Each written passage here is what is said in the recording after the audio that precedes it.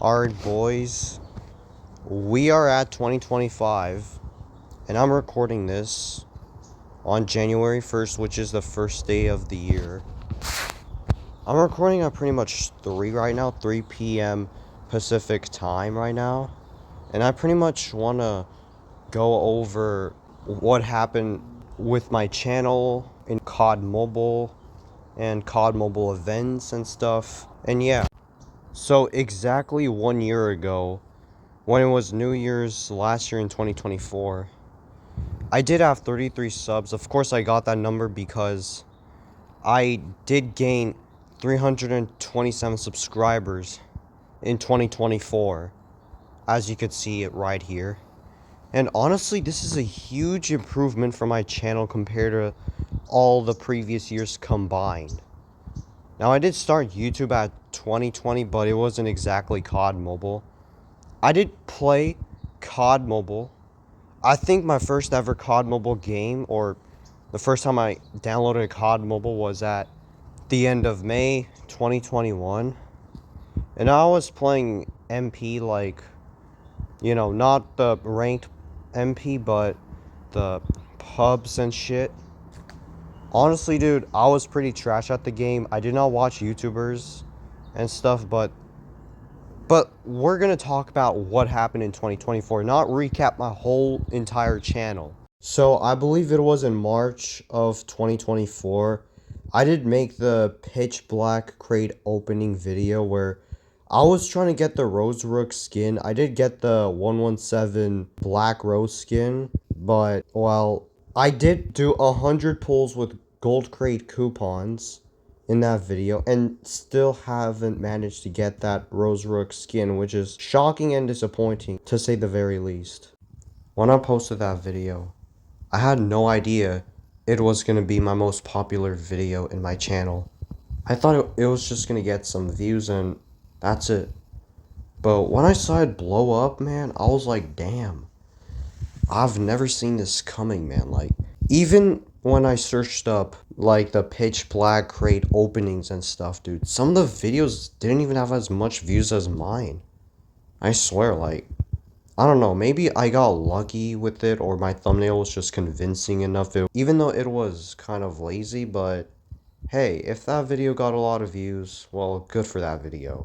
That same month, Warzone Mobile was supposed to come out. I think it was on the 21st of it or something. Yeah, that game, as we all know, the most disappointing launch in video game history. Like, before that, I was actually very excited for this game.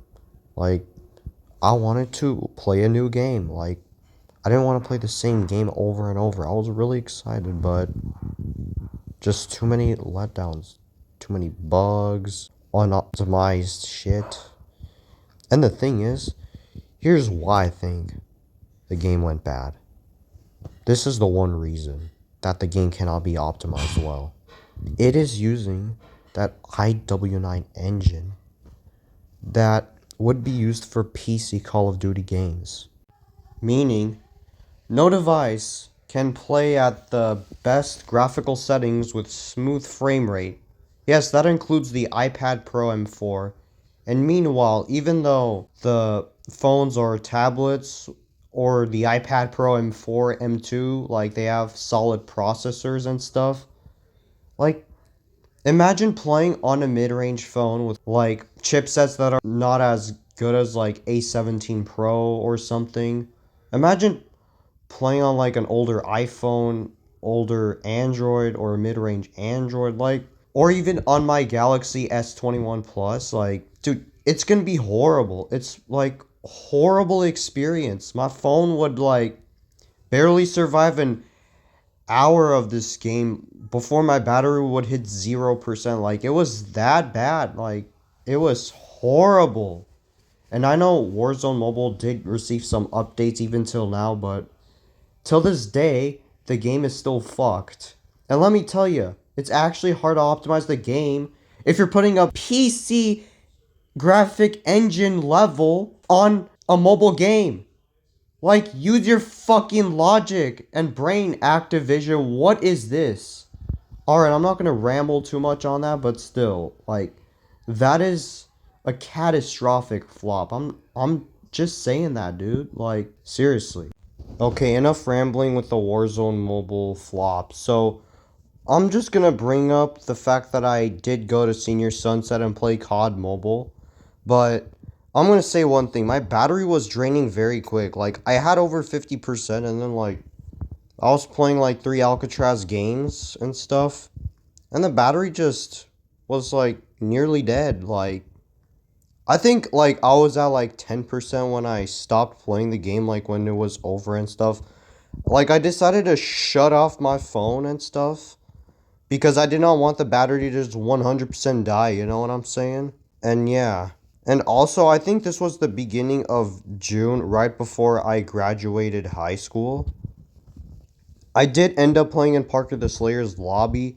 It was actually a pleasure to play in his lobby. I did go up against him one time.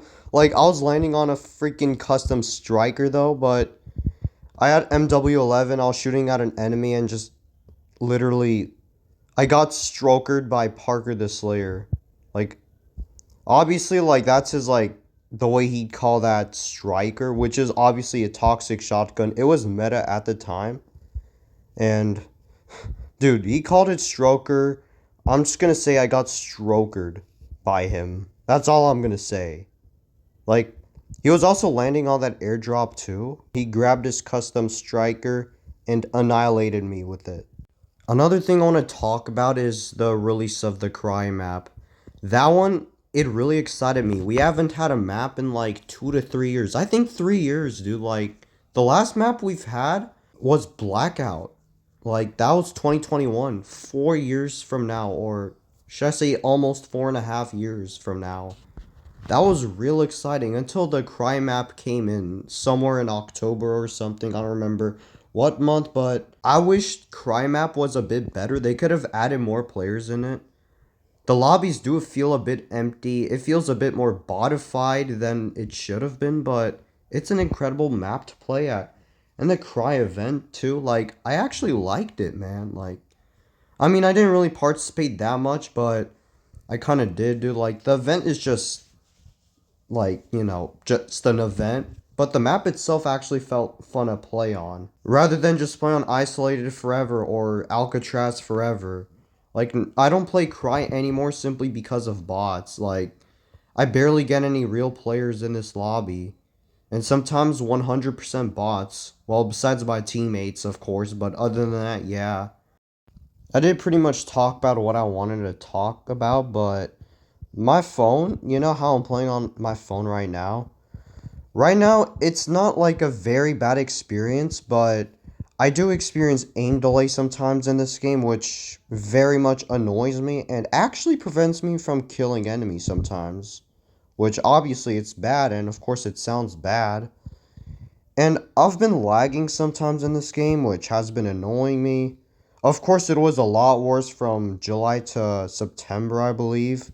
Like, my phone, in a matter of a minute, it would just heat up from 38 degrees Celsius to 40 fucking 5 degrees, which is absolutely terrible and shouldn't even be allowed. And you know how I said I play on a Samsung Galaxy S21 Plus? Like, I'm just, that kind of prevents me from, like, wanting to play on another Samsung device. This is not like a mid-ranger. Of course, it's like a 3 to 4 year old flagship. It's actually almost 4 years old. Like, by the time this phone was released in the market.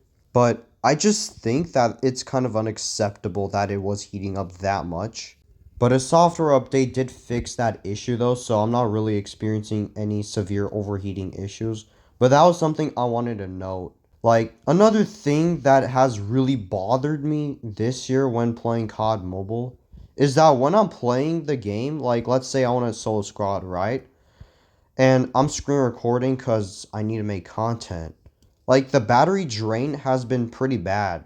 Like, I think maximum you could go for 2 hours in this game from 100% to 0%, maybe slightly more than 2 hours, but This is not a phone that I bought just for video games. Like, I do use this for, YouTube, social media. I mean, YouTube is literally the only social media platform I use, or at least the social media platform I use every day. I do also browse the internet sometimes, or even browse the Google Discover page, which I usually read about like tech stuff. Once in a while, like it would be about like Call of Duty mobile stuff, but I've been thinking about phones I've been wanting to buy. Like, let's just say I'd want to buy like a gaming phone, like a Red Magic gaming phone. The phones I'm thinking about buying right now is the Red Magic 10 Pro and OnePlus 13. Before you say, what about the S25 Ultra or the iPhone 16 Pro Max? Well, they do cost over $1,000, and I just think OnePlus 13 and Red Magic 10 Pro would be a better value. One issue I'd point out with Red Magic phones that I'd most likely encounter even when daily driving. I know I'd be using it for gaming, obviously, because, well, it's a gaming phone, but an issue I would literally come across with is short software support. They do offer 1 year of Android updates, 2 years of Red Magic UI updates, which I'm assuming that means Red Magic 10.5 and Red Magic OS 11, unless I'm wrong, which I doubt it, but yeah, that's why I'm leaning more to the OnePlus 13. It's more well-rounded. And while some of you will say Red Magic 10 Pro would be a much better option because it has those shoulder triggers and that mammoth-sized 7000 mAh battery, which, to be honest, I think it's the best battery phone available right now.